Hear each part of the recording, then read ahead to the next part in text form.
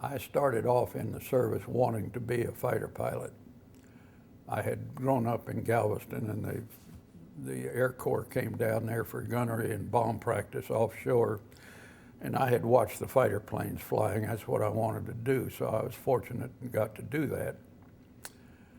So I enjoyed flying the airplanes. Flying a fighter plane is fun, particularly that airplane, because you couldn't hurt it in the air. You could do anything you wanted with it, and it would take anything you wanted to hand out. And that was great sport. Get up and play around in the hollows and canyons of a thunderstorm and that kind of thing. I remember the tech orders on a P-47. It required that any time you dive that thing, you started your dive above 8,000 feet, because the airplane accelerated faster than any other airplane in a dive. It was one of two airplanes that would successfully fly through a compressibility dive, which was interesting to say the least. So the tech orders called for starting a dive from above 8,000 feet, and you dived at a 45-degree angle. Well, it doesn't take much imagination to figure that we weren't hitting anything except the ground.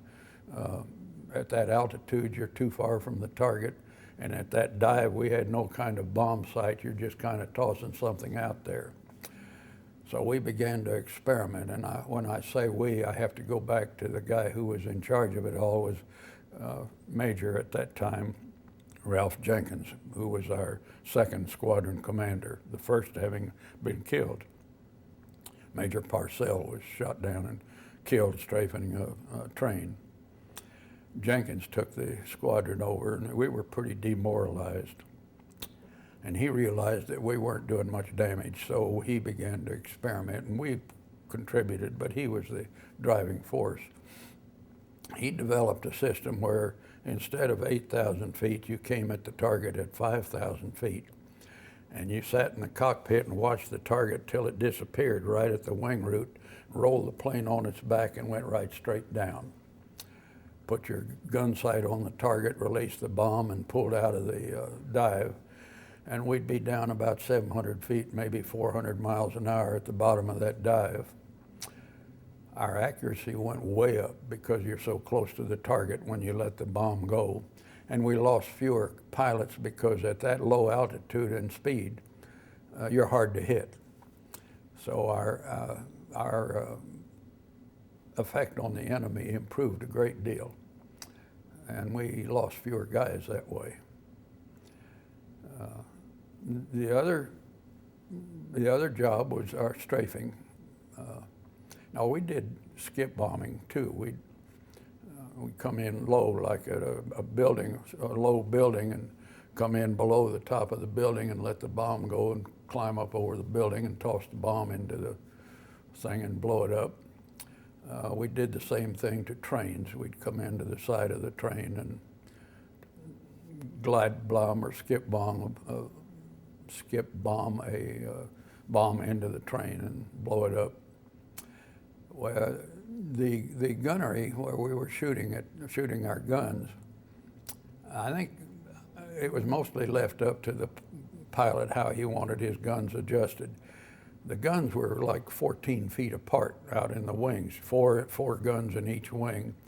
I had them tilt mine in so they came to a point at 250 yards. And we got quite accurate. You're pretty close to the target. I don't know. I don't know whether we were hit more often or less often that close. It didn't matter, I think, because the guns they shot at us with had a range that was out farther than our 50s anyway.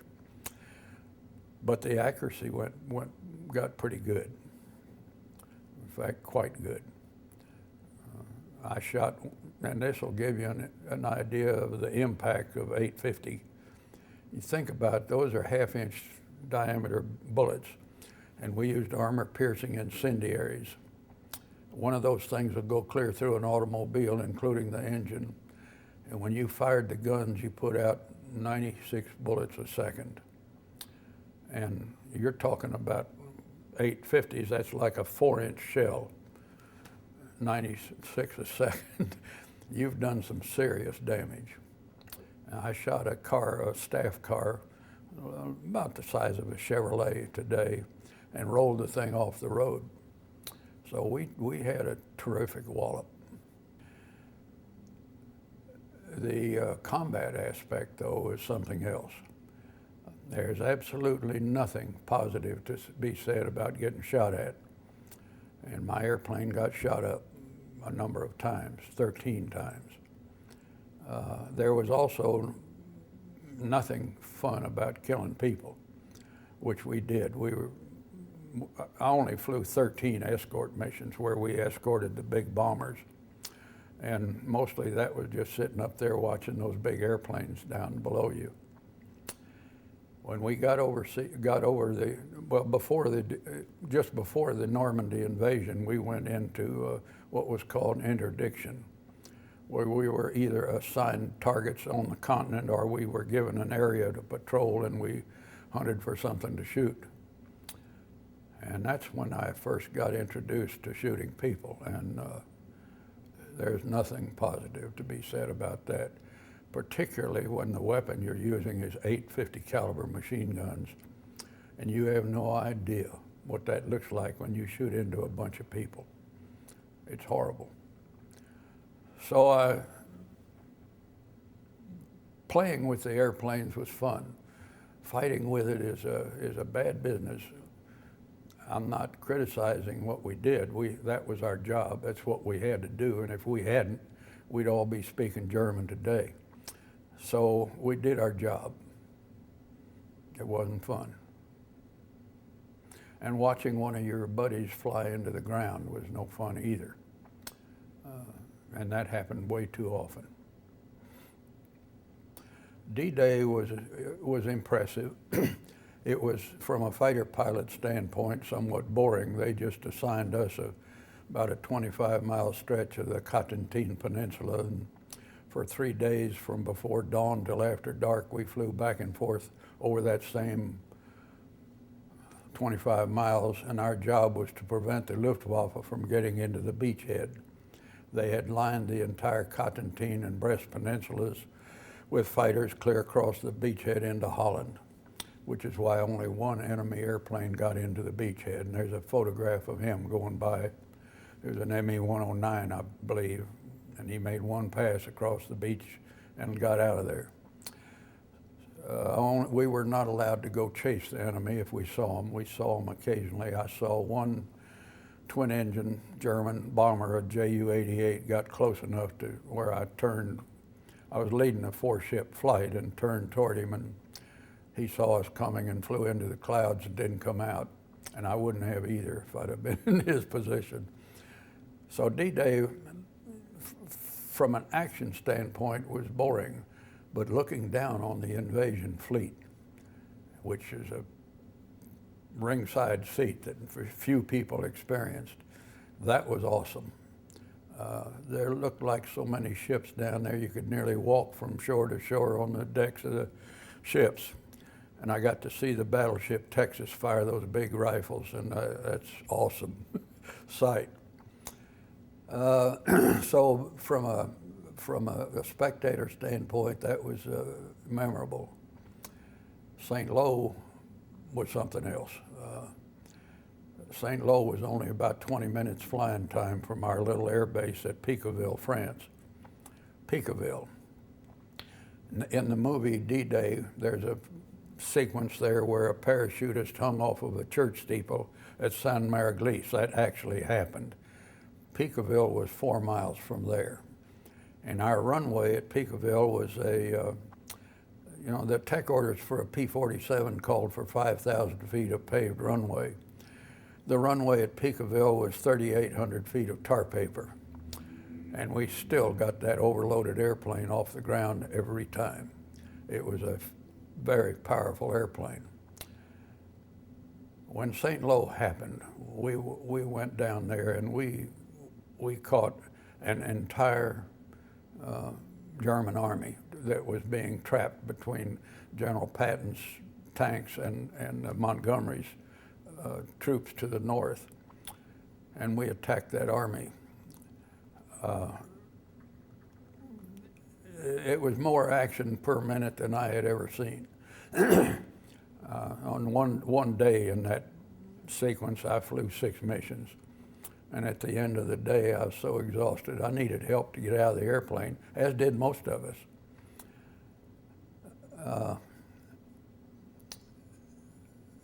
I can't remember the numbers that we destroyed. That's one where I shot into a big truck loaded with soldiers, and I got my first glimpse of what 850 caliber guns will do. And you could see pieces of people flying in the air. Passed over that truck in a tight turn and looked down into the truck, into the most awful carnage you can imagine. That memory is still there. All now, we literally destroyed an entire German army. Fact of the matter is, General Elwood Quesada, better known as Pete Quesada, 3-star general who was in command of the 9th Tech, came down and talked to us later and congratulated us for having destroyed an entire army. One fighter group, not just our squadron, but the 405th group and its 3 squadrons. That was really memorable. It was just one brutal attack after another, and almost every time we went out, somebody didn't come back. So yeah, that was memorable. And you know, there were times like that where you'd catch a truck convoy and shoot into it, and you can see people trying to run and hide and all that. I'm reminded of I don't remember what the outfit was. I think it was an artillery outfit, and a sergeant in that was given the job of writing a history of his unit. And in the process, he interviewed a lot of soldiers on both sides, the German and the American side. He quoted one German soldier. This German said that the big bombers flew high and left contrails. The medium bombers didn't fly as high and carried fewer bombs. The P-51 Mustang whined when it went by, and the P-47 sounded like the gates of hell were opened. He said he was glad to have been captured at St. Lo because he didn't have to face 9 more months of P-47s. So it gives you an idea of the effect we had on the enemy. Well, I'm going to back off a little bit. This was at Peekaville, and that was primitive. You know, we're living in tents. I'll start here. One day there's a little girl standing in the weeds out there holding a bucket. She's about a 12, maybe 13-year-old kid. Our flight surgeon, Doc Milligan, spoke French fluently. So he asked this kid, "What are you doing here? You're right in the middle of a combat outfit." She explained that she hoped when we finished a meal, if there's any food left, she could take some to her family because they were hungry.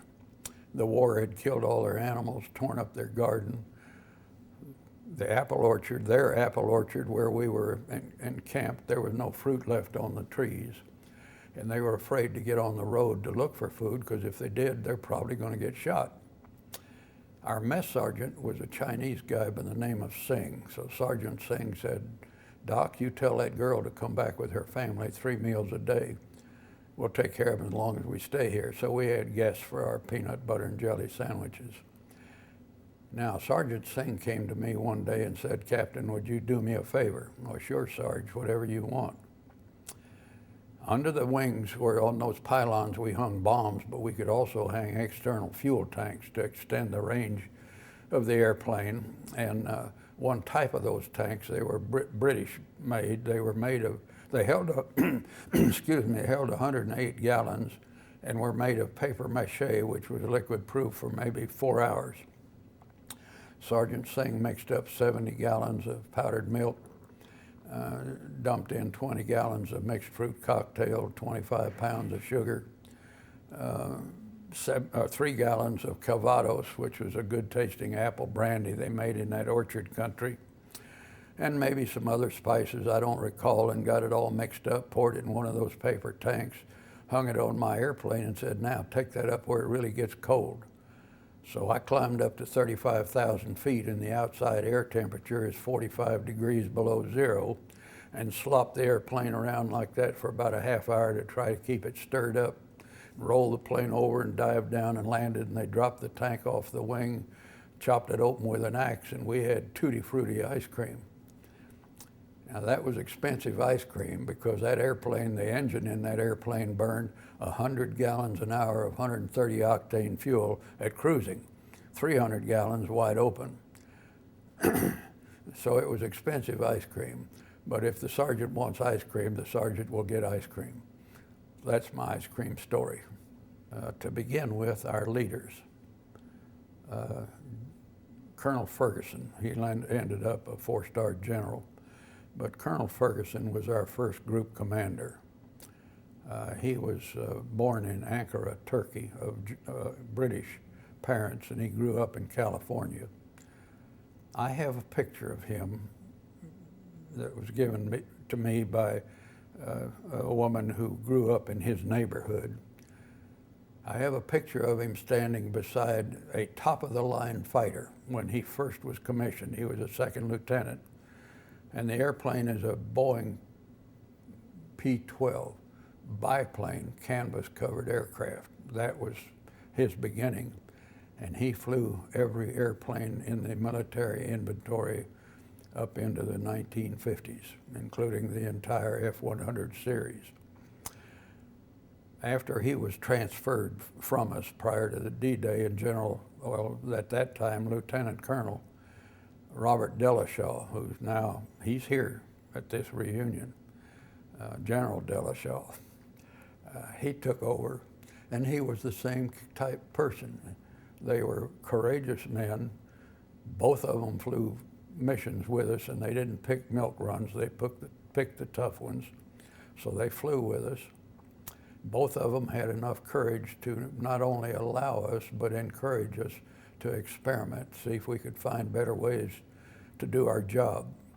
And that took courage. You're bucking their superiors. So I have great admiration for them. When our squadron commander, Major Parcell, was killed, and Jenkins took over, Ralph Jenkins, he was I think, first lieutenant when he took command of the squadron, and we were demoralized. And he rebuilt us into the best in the group, in my opinion. We had more enemy equipment damage than the other 2 squadrons and fewer losses. That's leadership. And Jenkins was a very low-key fella. He was not a bombastic man at all. He took himself and his job seriously, and that's all he took seriously. He was willing to joke and kid around with us and all. So I have nothing but admiration for the guys that built this outfit.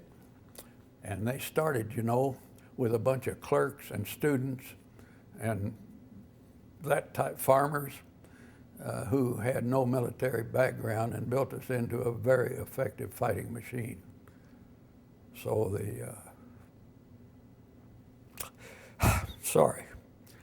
the credit for what we accomplished goes to our leadership.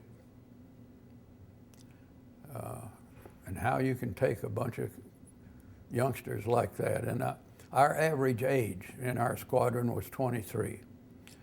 We had 2 old men in the outfit. They were both 27.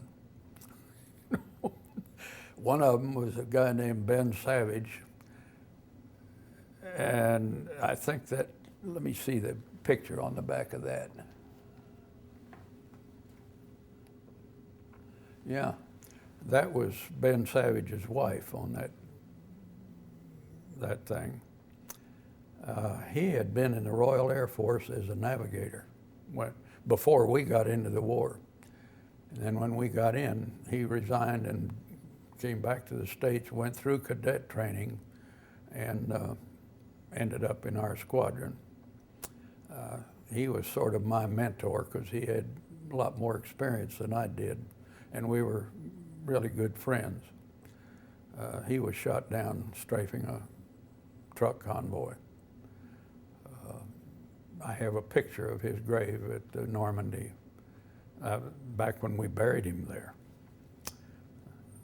I had a Frenchman friend who took a picture of that grave more recent, and it's of course a marble cross with his name on it, and they put a rose in front of it and took the picture. That you don't forget. When my wingman, Koshinsky, did I mention him? His name was Boleslaw Koshinsky. Now, obviously, he was no Irishman. He was a good Polish kid from Buffalo, New York. He got a medal. When General Quesada pinned the medal on him, he asked him, "Lieutenant, how old are you?" "I'm 20, sir." He was just barely 20. And the general nodded and started to step to the next one and stopped and looked back and said, "Does your mother know you're over here?" When he was killed, we were strafing a truck, not strafing, we were skip bombing a bridge, a small bridge. And it was a real hazy day with about 2/3 overcast. And I took my flight down to bomb the bridge, and Jenkins and the rest of them stayed up above as top cover. And a bunch of Messerschmitts dived from above the clouds and through the hole of the clouds. And Koshinsky and I had just dropped our bombs. And somebody yelled bandits, and looked around, and here came this bunch of Messerschmitts diving on us. Well, both of us turned back to face them, and the German leader was going so fast he couldn't pull out of his dive quick enough to get his guns on me, and I couldn't turn around quick either. We passed each other just like that, so close I could see he's wearing a white uniform. But Koshinsky and the German were farther out, and they came at each other head on. And there's 11 other people watching this action, and nobody knows for sure whether they collided or whether they blew each other up. But both of them ended up on the ground. Sad business, you know, sad business. When I was ordered to return to the States, we were stationed in France. And I, along with 7 other pilots, were given orders to return to the States. All of us had flown about twice as many missions as most fighter pilots did. And I had mixed feelings. I had a feeling that there was a chance I might survive this thing. On the other hand, I hated to go off and leave my buddies, especially since I know I was going to be replaced with a rookie who probably didn't have too good a chance at surviving, as much at least as I would have. So you had mixed feelings. When I first got out of the service after I'd gotten married, I scared my wife half to death a few times, wake up hollering. And that went on for a while until, oh gosh, 30 years after the war, I attended a reunion in St. Louis, and there were about 8 of us out of the 510th Squadron there, and began trading stories, and found the more I talked about it, the less traumatic it was. Now, I was not traumatized, you know. I became a scoutmaster and explorer advisor, and active in Boy Scouts, active in my church and all that. And I did pretty good at that because compared to what I had been doing, this was easy, you know. These reunions like this one were cathartic, really. Much of that tension and all has disappeared. I hope that when all of these are done, that our school kids can get a sample of what made it possible for them to be free. I don't know if you want this kind of comment, but I'm a volunteer at the Frontiers of Flight Museum in Dallas. It's a history of aviation. Because of my military experience, I'm considered an authority on fighter planes. And they have school kids come through the museum on tours, and I talk to these youngsters. I've had a number of times these are high school youngsters, a bunch of black kids come through, and my first question is, how many of you know about the Tuskegee Airmen? Nobody. And that's criminal. Now, these kids can all tell you who Snoop Dogg is or Al Sharpton, but they never heard of their heroes. I have befriended one of those guys who moved to Dallas from New Jersey. His name is Calvin Spann, and he was one of the Tuskegee Airmen. And he and I have become friends, and I absolutely hate the guy because he's my, excuse me, he's my age at 86. He hadn't got a line or a wrinkle in his face. This guy was really a skilled pilot. We have another volunteer at that museum who was a lead bombardier in B-24s in Italy, flew the Ploiesti raids and all that. You want to hear somebody brag about the Tuskegee Airmen, talk to a fellow like that whom they were protecting. Their record was perfect. And what they went through to get to learn to be a fighter pilot was inconceivable for most people. And yet they did a magnificent job. It's criminal for our citizenry not to understand what it took to make our people free. I took a picture of the Normandy American Cemetery. I've got a print of that picture. When we buried Ben Savage in that thing, that was about 40 days after D-Day. There were 6,400 graves in that cemetery. 90 days later, there are 9,800. And that's just the American cemetery at Normandy. There's another one in Brittany, one in Alsace-Lorraine, one in Belgium. Then the British and Canadians, excuse me, have separate ones in France, northern France as well. Freedom is a very, very expensive commodity and worth every penny of it. Okay?